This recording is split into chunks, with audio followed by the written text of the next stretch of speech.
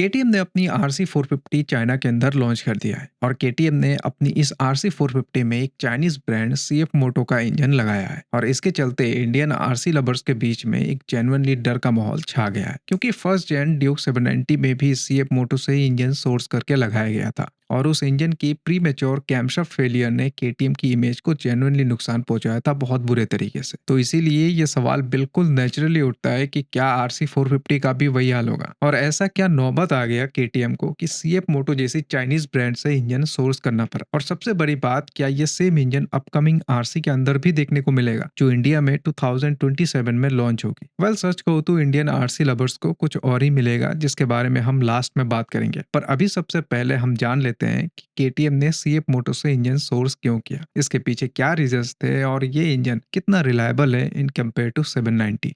देखो, किसी भी प्रीमियम यूरोपियन ब्रांड के लिए चाइना जाकर अपनी बाइक्स को बनवाना या उनके पार्ट्स यूज करना कोई शौक नहीं होता, ये एक कॉरपोरेट मजबूरी होती है। अगर हम हिस्ट्री में थोड़ा पीछे जाएं तो साल 2011 में सीएफ मोटो ने चाइना में केटीएम की बाइक्स इंपोर्ट करनी शुरू की थी और उस वक्त केटीएम एक बहुत ही बड़ी प्रॉब्लम फेस कर रहा था। दरअसल यूरोप की ऑस्ट्रिया में बाइक्स को मैन्युफैक्चर करने की कॉस्ट, लेबर की वेजेस और स्ट्रिक्ट एमिशन नॉर्म्स इतने ज्यादा महंगे हो गए थे कि वहां मिड कैपेसिटी बाइक्स बनाकर प्रॉफिट कमाना ऑलमोस्ट नामुमकिन हो चुका था। तो इसीलिए 2014 में केटीएम ने सीएफ मोटो के साथ मिलकर चाइना की हांगजो फैक्ट्री में इंडियन मेड 200 और 390 ड्यूक्स को असेंबल करना शुरू कर दी और 2018 आते आते इन दोनों ब्रांड्स ने ऑफिशियली एक मैसिव जॉइंट वेंचर साइन कर लिया। इस जॉइंट वेंचर का सबसे बड़ा रिजल्ट यह था कि केटीएम ने अपनी globally famous 799 CC LC8C parallel twin engine series जो केटीएम 790 ड्यूक और 790 एडवेंचर में आती है, इनकी पूरी की पूरी प्रोडक्शन ऑस्ट्रिया से उठाकर चाइना में सीएफ मोटो के प्लांट में शिप कर दी, जिससे केटीएम को एक हाईली एफिशिएंट वर्ल्ड क्लास मास मैन्युफैक्चरिंग फैक्ट्री मिल गई जहां वो सस्ते में प्रीमियम बाइक्स बना सकते थे। और बदले में सीएफ मोटो को केटीएम की कटिंग एज इंजीनियरिंग और इंजन टेक्नोलॉजी मिल गया, जिसकी यूज करके उन्होंने अपनी 800 MT जैसे प्रीमियम बाइक्स बनाई। अब आप लोग सोच रहे होंगे कि 790 और 890 जैसे इंजन जब केटीएम बना सकता है तो इनको अपनी सब 500 सीसी स्पोर्ट्स बाइक में दूसरे ब्रांड की इंजन डालने की क्या नौबत आ गई। वेल, देखो, इसका मेन रीजन है केटीएम का एक बहुत बड़ा R&D फेलियर। जी हाँ, 2020 के आसपास केटीएम के सीईओ स्टीफन पियर ने बहुत प्राउडली दुनिया को बताया था कि केटीएम एक बिल्कुल ही नया 490 सीसी प्रोजेक्ट डेवलप कर रहा है। इस प्रोजेक्ट का टारगेट था एक 500 सीसी का in house parallel twin engine बनाना जो कवासाकी निंजा 400, यामाहा R3 और होंडा CVR 500R को सीधा टक्कर दे सके। लेकिन साल 2023 आते आते केटीएम ने अचानक से इस 490 प्रोजेक्ट को ऑफिशियली कैंसिल कर दिया, बिकॉज केटीएम को रियलाइज हो गया था कि एक lower capacity twin cylinder engine को स्क्रैच से डेवलप करने की कॉस्ट इतनी ज्यादा आ रहा है कि मार्केट में आने के बाद बाइक की प्राइस बहुत आउट ऑफ बजट हो जाती है और लोग उसे नहीं खरीदते। और ऊपर से अप्रिलिया RS 457 जैसी बाइक्स ने आकर मार्केट में और आग लगा दी थी। अब केटीएम के पास इस सेगमेंट में उतरने के लिए कोई प्रॉपर ट्विन सिलेंडर हथियार नहीं था, जबकि उन्हें एक क्विक, वेल टेस्टेड और सस्ता इंजन चाहिए था उस समय। और यहीं पर केटीएम ने अपना मास्टर स्ट्रोक खेला, या फिर कहूँ तो एक शॉर्टकट लिया। उनका पार्टनर सीएफ मोटो के पास पहले से ही उनका सुपर हिट बाइक 450 SRS का एक 449 CC liquid cool parallel twin cylinder engine बनकर रेडी पड़ा था। इस इंजन की सबसे बड़ी खासियत यह है कि इसमें 270 डिग्री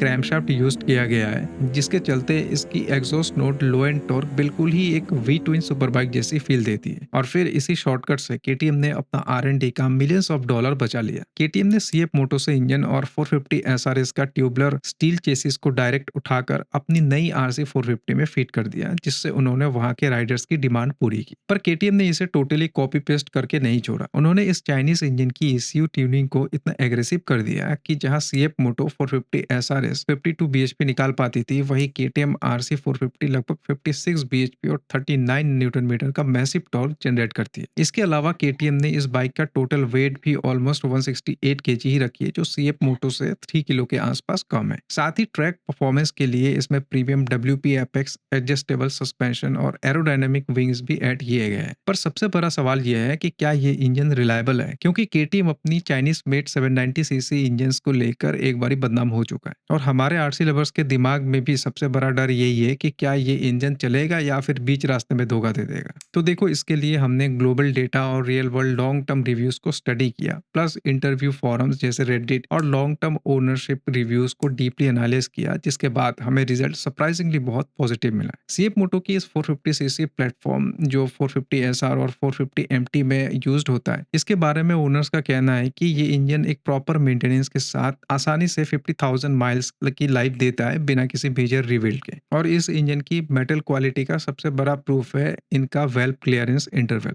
सीएफ मोटो की इन प्रीमियम इंजन्स में वेल्व क्लियरेंस की इंस्पेक्शन 24,000 माइल्स पर की जाती है, जो कि जापानीज बाइक्स के स्टैंडर्ड्स को मैच करता है। लेकिन लोगों के दिमाग में आज भी नेगेटिव इमेज बैठा हुआ है केटीएम 790 ड्यूक और 790 एडवेंचर्स की इंजन्स को लेकर। तो देखो, शुरुआती 790 मॉडल्स में इंजन्स के अंदर कैमशाफ्ट वेयर यानी कि कैमशाफ्ट का जल्दी घिस जाना एक बहुत ही बड़ा इशू था और लोगों ने इसके चलते चाइनीजियम भी कहकर गालियां दी थी केटीएम को। पर मैकेनिक्स और केटीएम की इंटरनल इन्वेस्टिगेशन ने ये क्लियर किया है कि ये प्रॉब्लम चीप चाइनीज मेटल्स की नहीं बल्कि ऑस्ट्रिया में डिजाइन की गई ऑयल प्रेशर सिस्टम की थी, जिसके कारण इंजन की टॉप हिस्से में ठीक से ऑयल नहीं पहुंच पा रहा था और कैमशाफ्ट में ये दिक्कतें आती थी। और फिर इस आइडेंटिफिकेशन के बाद सीएफ मोटो ने इसे अपनी 800 एमटी और नए 2023 एंड 24 वाले जो 790 मॉडल्स थे उनमें अपडेट कर दिया और तब से ये इंजन काफी अच्छे रिलायबल परफॉर्म कर रहे हैं। तो ओवरऑल देखा जाए तो सीएफ मोटो का 449 सीसी पैरेलल ट्विन इंजन किसी भी एंगल से एक वीक या अनरिलायबल इंजन तो नहीं लगता है। पर देखो, फ्यूचर की बात हम नहीं कह सकते।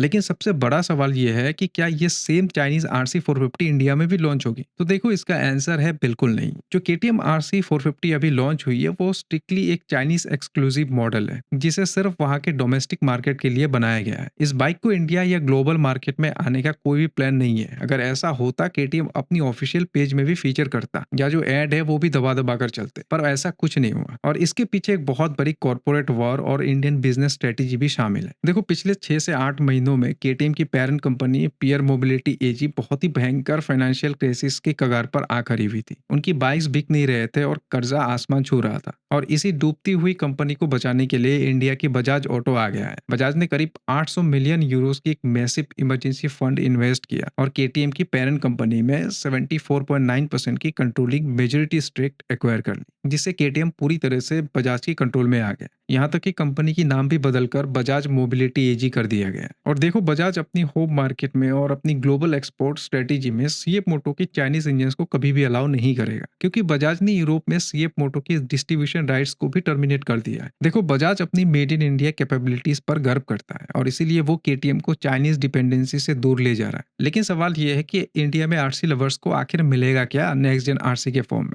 देखो, इंडिया में आरसी लवर्स के लिए बजाज और केटीएम मिलकर पुणे की चाकन प्लांट में एक बहुत ही बड़ा सरप्राइज तैयार कर रहा है। बजाज ऑटो और केटीएम मिलकर बिल्कुल स्क्रैच से एक all new 100% made in India सब 500 CC parallel twin engine platform develop कर रहा है और ये इंजन उस चाइनीज सीएफ मोटो इंजन से बिल्कुल ही अलग होगा और specifically next generation RC lineup को पावर करेगा और हो सकता है ट्विन सिलेंडर ड्यूक्स भी देखने को मिले एंड एडवेंचर मॉडल भी। और ये बात बजाज ऑटो की प्रोवाइकिंग प्रेसिडेंट मानिक नांगिया जी ने हाल ही में ऑफिशियली कंफर्म किया है कि आरसी की रेंज में मैसिव ग्लोबल अपडेट साल 2027 के आसपास आएगा और इसीलिए इसकी डेवलपमेंट और टेस्टिंग में वक्त लग रहा है। और अगर उन्हें चाइनीज वाली लाना होता तो अब तक वो ला चुके होते। और जब तक ये नई ट्विन सिलेंडर आरसी इंडिया में लॉन्च नहीं होती है तब तक केटीएम अपनी करंट जनरेशन आरसी 390 को मार्केट में सेल करना कंटिन्यू रखेगा और एक बहुत स्ट्रॉन्ग चांसेस है कि आने वाले वक्त में केटीएम आरसी लाइनअप को 2 पार्ट्स में डिवाइड कर दिया जाएगा। एक highly affordable tax saving 350 CC RC arm Riders के लिए जो केटीएम का स्पोर्ट्स बाइक का मजा कम बजट में लेना चाहते हैं और दूसरी 2027 में लॉन्च होने वाली प्रीमियम सब 500 ट्विन सिलेंडर आरसी उन हार्डकोर एंथुसियास्ट के लिए जिन्हें टॉप टियर परफॉर्मेंस चाहिए लाइक RS457। वैसे आपका इस बारे में क्या सोचना है? क्या आप 2027 तक made in India twin cylinder RC का वेट करेंगे या फिर अभी जो करंट आरसी 390 है या अप्रिला RS457 है उसको लेने के प्लान बना रहे हैं? नीचे कमेंट करके अपना ओपिनियन जरूर बताइए और अगर इस वीडियो में दी गई रियल फैक्ट्स और हिडन डिटेल्स पसंद आई है तो वीडियो को लाइक जरूर करें और अपनी सभी बाइकर दोस्तों के साथ शेयर करना ना भूलें।